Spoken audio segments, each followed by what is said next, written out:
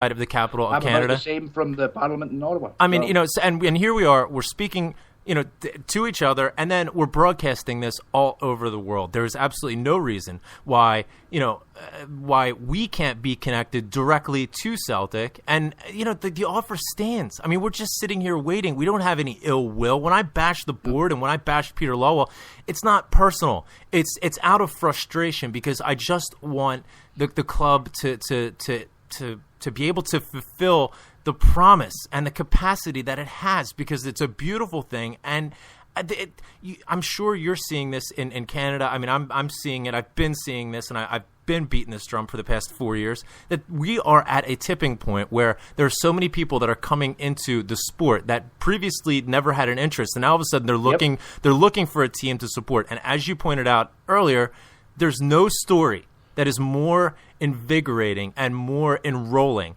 than the story of Celtic Football Club. And that's the thing that Absolutely. the club Same isn't taking. in towns all over America. Like in Ottawa, like this place was built by Irish workers. The famous canal and everything was all built by Irish workers. Everybody here is part Irish. Anytime they hear my accent, say, "Oh, whereabouts in Ireland you from?"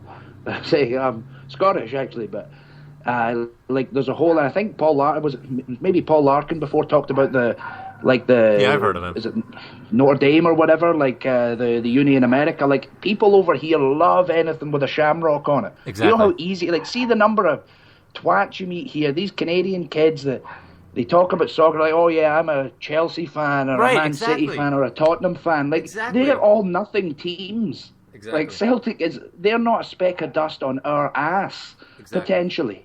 Exactly. But they just don't care enough to do it. And I mean, say what you like about Peter Lawwell. Say we can say what we like about him. The guy's a super smart man, and he's got business sense. I mean, and I remember a funny story. One of the guys from the Fed was up in Ottawa, and he was talking about negotiating the Celtic TV deal and everything. He said it used to be different because it was all these privately educated rich dudes that would run Celtic and whatever, and whereas he was like a wee guy from Glasgow, and he would just wipe the floor with him, kind of thing. But he says Peter Lawwell, he'll meet you in the gutter as well, because he's from a family of 6 kids. Like, he was by no means a privileged kid, as far as I know. Apparently, he's rough where he wants to be, and if you want to kind of take it nasty, he'll get there. So, the guy's got business sense, and he knows how to grow a company. But it's like you say, he's just missing a huge market here, and instead they're wasting their time in fucking China and everything. Exactly. When we had Nakamura, that was sweet. Like, my mum was a university teacher before, and she said anytime they had Japanese, foreign students, they would get tours coming in to see if they wanted to go to that uni. They all had Nakamura jerseys on, and she said it was the best friggin' thing to see, a big tour group all wearing Celtic tops, and there's all wee Japanese kids. That's the best thing ever. But there's got to be a purpose, and you can't just say, arbitrarily, well, we're going to get into the Chinese market. They don't give a shit about us. But over here, it's the easiest sell ever, and because of that badge, I think. If you just market like the Irish thing and talk about the famine and stuff, and like Brother Walford's family survived it, he moved to Glasgow and started a club to feed starving Irish people that were getting turned away elsewhere. Like, that's the most amazing story in sport.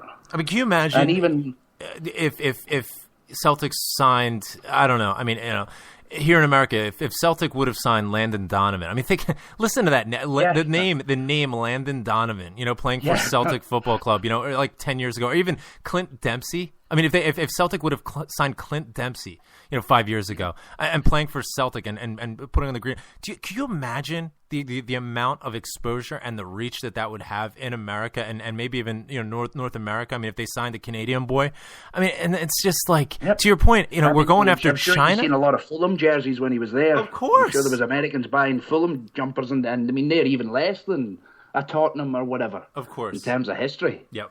Yeah, I mean, the two most commonly latched onto clubs, I mean, out with the big 4, the big 6, or whatever you want to call it, are Fulham and Everton, because of the Americans that they've brought in, and it's not like they're Everton supporters or they're Fulham supporters just because, they have the Americans, and then as soon as the Americans leaves, they're out. Fulham doesn't have any Americans anymore, but Fulham still has a huge American following because of Brian McBride, because of Clint Dempsey, because of Eddie Johnson, etc. That's something that lasts, that gets within their DNA, so to speak, and it doesn't go away. And that's the opportunity, once again, for Celtic. You bring up Notre Dame. I mean, Notre Dame, think about the connection. That's a dream that I have. The dream that I have is, it's such an amazing, amazing opportunity for everybody. I mean, the business deals that always win are the ones where everybody has something to gain from it. Notre Dame, they have a national championship soccer team, university soccer team. The manager of Notre Dame is Bobby Clark, who, for those aren't familiar, he was the goalkeeper for Aberdeen back in the late 70s. So he has, you have a Scottish connection there. He's obviously familiar with Celtic. You can open the door there.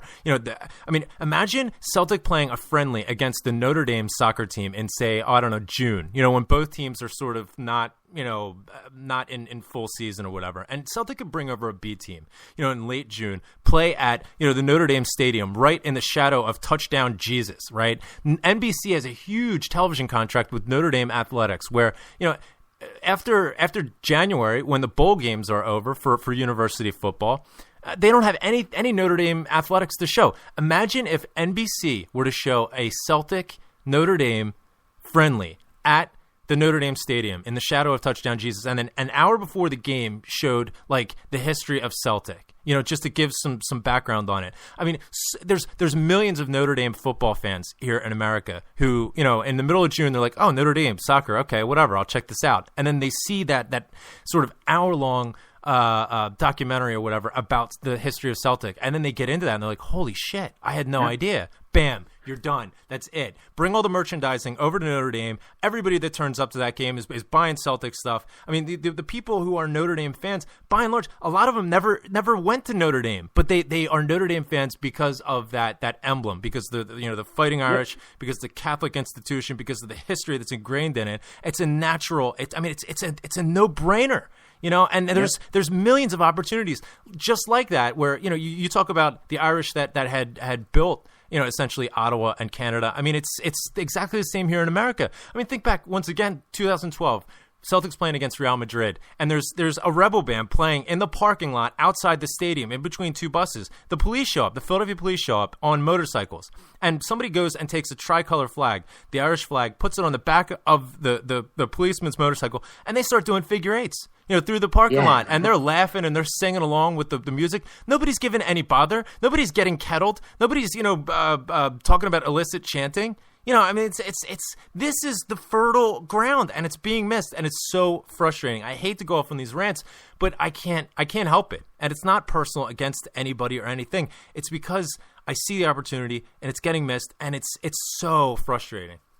Because that's even from just a fundamental business point, right? Celtic's a publicly traded company. Like, why are none of the share? Like, surely there's one shareholder who realizes that. Like, I don't even know any of their names, to be honest, but surely there's one of them that says, you know what, for 20 years or whatever now, we've had this federation, and, all we get from them is, it used to be a couple of Lisbon Lions at the convention. Now it used to be Niall McGinn or something like that will come over. Like, that's about the long and the short of what we get. It's not even that anymore. I'll be honest with you. It's, it's so frustrating. And, the thing is that, having frustrated and angry customers is bad. But the only thing that's worse than that is apathetic customers, customers that have just gotten drained and tired of trying to fight this fight and have just given up. That's the absolute worst. It sucks. Outcome. This is the first. My brother's 20, and this is the first year since he was like 15. I think that he's not had a season ticket. He's just fed up with it. And it's partly the football, the business, whatever, the policing and shit. But it's also like the TV deals we get are absolutely bush league as well, for people in Scotland and especially for us, right? It's even worse than Australia or something, or like the West Coast.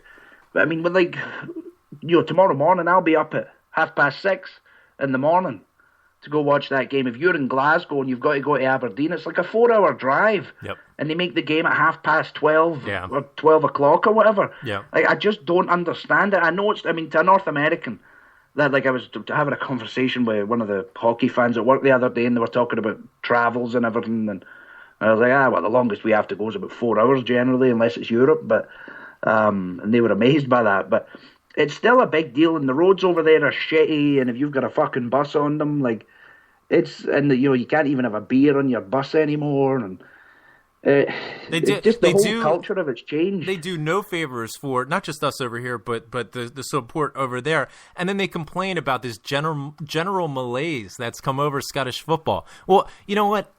You can't fix problems that were created by a particular system through the exact same system. Something fundamentally needs to change. And Neil Doncaster and his myopic, and no pun intended because he is a specky bastard. And I can say specky bastard because I'm a specky bastard as well. Me too, yeah. So, it's speckies of the world unite and cast away Neil Doncaster. But he's making these decisions that are at the detriment to the game as a whole. And he's the sort of the custodian that's supposed to oversee its growth. And his only defense is pointing the finger back at the own supporters. It's a travesty.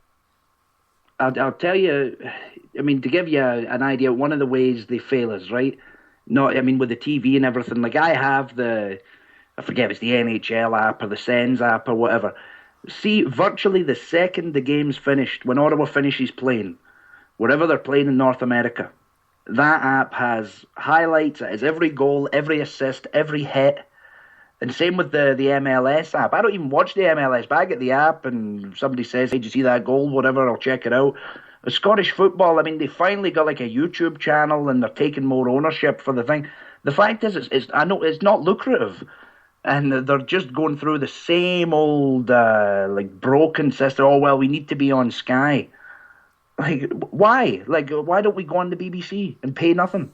Or get paid less because we're not making any money off it anyway. Well, and we're going to continue not making any money. To that point, let's continue being on Sky so that we can directly compete with the EPL. Like, why not do something different? So that there's a different option, so that we can sort of have our own product free from all that, and sort of take the spoils from there.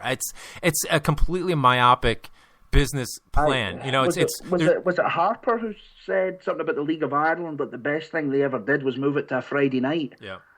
And it could be a Friday night, could be like, why not make it a Sunday night or something? Well, they even screwed that up where, these Friday night games are Ross County versus Kilmarnock. Like anybody from Kilmarnock is going to go to Ross County on a Friday night. You have to make them local. But these people are such idiots. I'm sorry. But that's so stupid that you would even plan something like that without thinking about it. Seriously, who is running the game? Who's running the game, Richard? I knew it should be us, clearly. It definitely should. It's great being right. Richard, like I say, it breaks my heart, though, that there's just not one guy or one person that sees it. We do, and everybody else that speaks on your network knows it, but... All right, enough ranting and complaining about what we're not getting over here. Let's turn our attention over to what we are getting here. You brought up Paul Larkin. I've heard of him. He's bringing his Asterisk Years documentary. By the way, Asterisk Years premiere is next week. For those who are attending the premiere, first off, you're lucky, jammy bastards, and I wish I was there for that. But if you haven't gotten in touch with Paul just yet, please email him for the venue details. Obviously, you can't release that publicly, or else Blue Nose Bastards will try and sabotage it. But email him at Love Street. That's LOVEST Street abbreviated. So it's Love Street abbreviated 86 at hotmail.com for details on the venue and time and all that kind of stuff, so you can get coordinated. I know that there's a certain number of people that haven't gotten in touch just yet, so please do that if you're listening as soon as possible. But Paul is he's doing a world tour. He's going to Australia. He's going all over the place. It's really, really exciting. I've seen a couple of snippets, and I'm familiar with the people that he has involved in this. It's an audacious task nonetheless, but he's done it the right way. He's done it in a professional way. I mean, this finished product is going to be extraordinary. This is a professional sort of deal from start to finish. He's bringing it over to North America. He's bringing it to Philly for the North American premiere, which is going to be taking place at the now yearly, I suppose, the Philly Fela, which also coincides with the first game between Celtic and Sevco. We'll get to that in a minute, but what are your thoughts and what are your expectations for this film? I know that you've been on Twitter. You've mentioned that perhaps it might be time to round up those air miles and get down to Philadelphia yourself. What are you expecting for this film? I'm really, really excited for it. Like I love that